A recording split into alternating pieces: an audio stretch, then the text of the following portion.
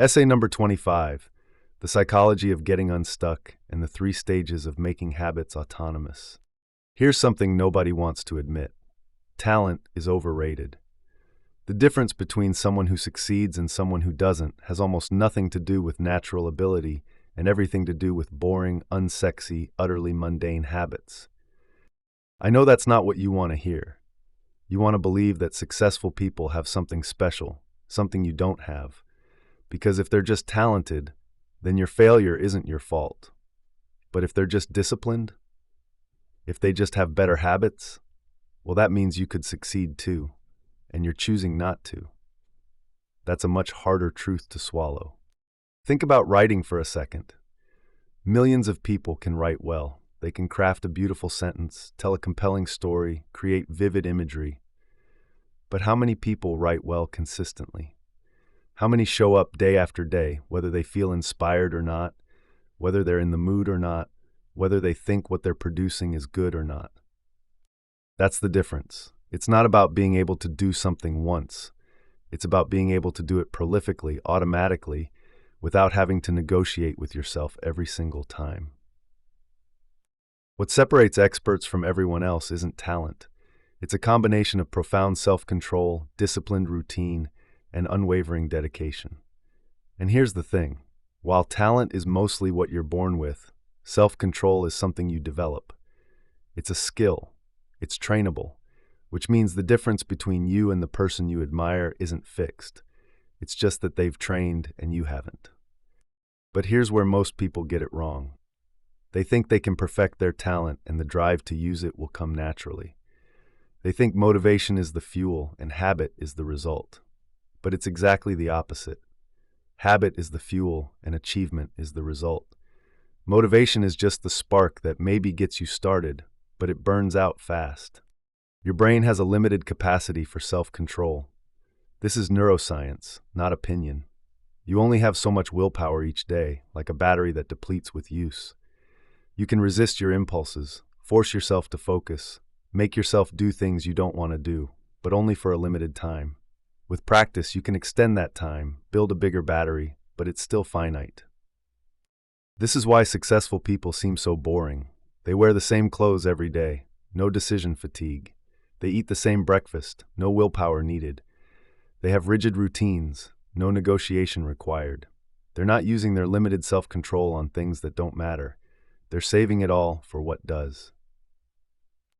Back in the 1960s, psychologists identified 3 specific stages we go through when we're acquiring any new skill or habit. Understanding these stages is crucial because it shows you where you are in the process and why it feels so hard. The first stage is cognitive. This is when you're intellectualizing the task, when everything requires conscious thought. You're making tons of mistakes. You're having to think about every single aspect of what you're doing. If you're learning to drive, you're thinking about the pedals, the mirrors, the steering wheel, the other cars, all at once. It's exhausting. Your brain is on fire trying to manage all the new information. In this stage, you're also constantly devising new strategies to perform better. You're experimenting, adjusting, overthinking everything. This is necessary, but uncomfortable. Most people love this stage because they can feel themselves learning, even though they're terrible at the thing they're doing. The second stage is associative. The effort is still there, but it's less mentally strenuous. Some aspects of the task are starting to feel natural. When you're driving, maybe you don't have to think about the pedals anymore, but you're still very conscious of lane changes and parallel parking. You're still making mistakes, but fewer of them.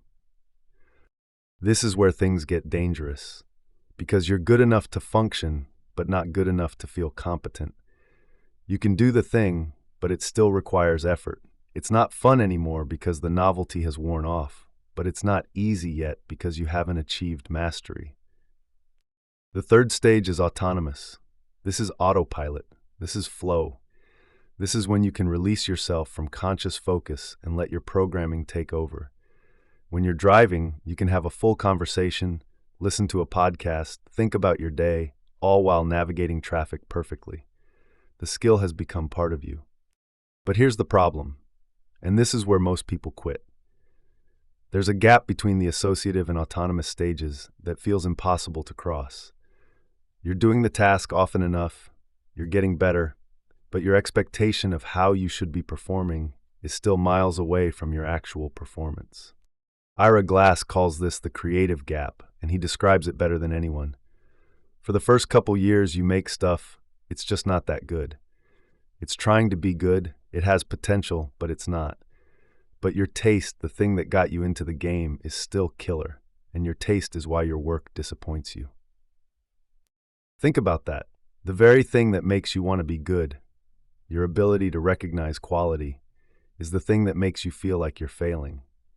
You can see what good looks like, but you can't produce it yet. It's like being able to hear perfect pitch, but not being able to sing. Glass continues, a lot of people never get past this phase. They quit. If you are just starting out, or you are still in this phase, you gotta know it's normal. And the most important thing you can do is do a lot of work. Put yourself on a deadline so that every week you will finish one story. It is only by going through a volume of work that you will close that gap, and your work will be as good as your ambitions. This is the secret nobody tells you. The only way through the gap is volume. Not perfection, not talent, not inspiration. Volume. Doing the thing over and over and over until your ability catches up to your taste. But most people can't handle this. They hit the plateau between associative and autonomous, and they think they're stuck. They think this is as good as they're going to get. They think if it hasn't become automatic by now, it never will. So they quit. They tell themselves stories about how they're just not cut out for this, how other people have natural talent they don't have, how they tried but it wasn't meant to be. But here's what's actually happening. You're not stuck. You're in transition. The plateau isn't a wall, it's a test. It's asking you one question. Do you want this enough to push through the discomfort of not being as good as you want to be? The difference between people who break through to the autonomous stage and people who quit at the plateau isn't talent. It isn't even discipline, really. It's just the willingness to be bad at something long enough to become good at it. It's the ability to tolerate the discomfort of the gap between where you are and where you want to be. If you don't have the desire or ability to push past the plateau, that's actually fine. It's information. It's showing you that maybe this isn't the thing for you. Not everything is meant to be pursued to mastery. Sometimes quitting is the right choice. But if you do want to push through, if you feel called to continue despite the discomfort, then you need a strategy. You need to eliminate unnecessary decisions to preserve your self-control. You need to work within your current threshold for willpower, not against it. You need to focus on volume over quality until quality becomes automatic. Most importantly, you need to understand that feeling stuck is an illusion. You're not stuck. You're just in the messy middle where things stop being exciting and haven't yet become easy. You're in the gap where most people quit, which is exactly why pushing through it is so valuable. Getting unstuck isn't about finding some magical solution or discovering some hidden talent you didn't know you had. It's about recognizing that you were never stuck in the first place. You just stopped to ask yourself, is this what I'm here for? And if the answer is yes, then the only thing to do is keep going. The autonomous stage is coming, the point where it becomes effortless, where your hands know what to do without your brain having to tell them, where you can perform at a high level without conscious thought. It's coming, but only if you don't quit in the gap. Think about anything you do automatically now. Walking, talking, reading. There was a time when each of these required your full conscious attention. There was a cognitive stage where you fell down, where you mispronounced everything, where letters were just meaningless shapes. There was an associative stage where you could do it, but it was hard. And now it's autonomous. You've already proven you can move through these stages. You've done it hundreds of times for hundreds of different skills. The only difference now is that you're conscious of the process, and consciousness makes it harder because you can see how far you have to go. But here's the beautiful thing about understanding these stages. Once you know where you are, you can stop fighting the process. You can stop expecting it to be easier than it is.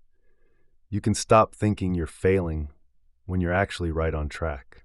The plateau between associative and autonomous isn't a problem to be solved. It's a phase to be moved through. And the only way through it is through it. Not around it, not over it, not under it. Through it. So if you're feeling stuck right now, if you're in that gap where your taste exceeds your ability, where you can see what good looks like but can't produce it yet, know this: you're exactly where you're supposed to be. This is what the journey to mastery looks like. This is what everyone who has ever become great at anything has experienced.